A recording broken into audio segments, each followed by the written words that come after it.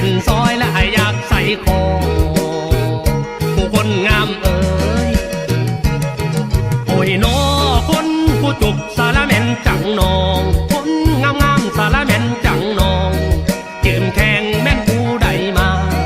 ยืมขาแม่นผู้ใดย่างคนขี้หายสารแม่นจังอายเอารถจากห้างละแม่นขี่มาอีหลีใดคนงามเอ๋ยละคนงามหนางวกงวกงวกงวกงวกงวกงวกงวกงวกงวกงวกงวกอุ้ยน้อคนผู้จบสารแม่นจังนองคนงามงามสารแม่นจังนองสีห้องใจละไผจองแล้วบ่ละคนงามหนา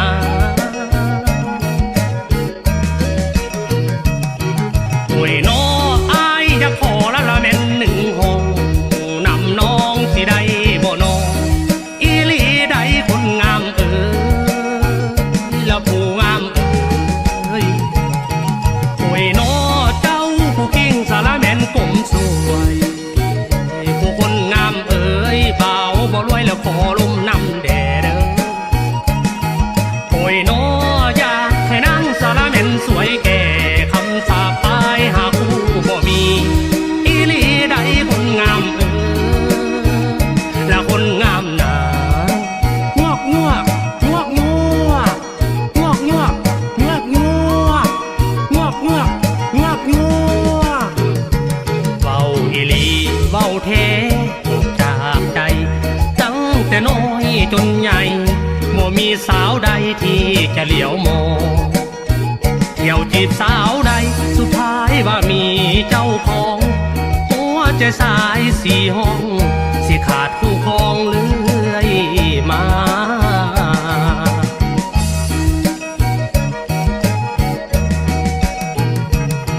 คำเอ้ยอ้ายนี่เป็นละแม่นสายขึ้นลาโอ้ยบ่มีหญิงใดมาถามไทยได้โอ้ยน้อคันว่าเป็นละแม่นฟุ่มใหม่เครือสิเกี่ยวกับบ่มีอีหลีใดคนงามเอ๋ยละคนงามหนา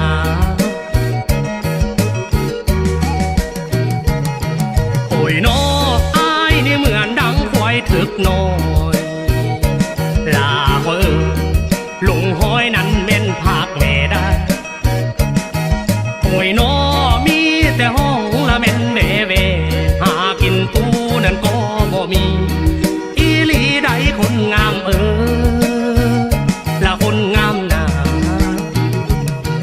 คำเอ้ยว่าสิลงละแม่นกินข้าว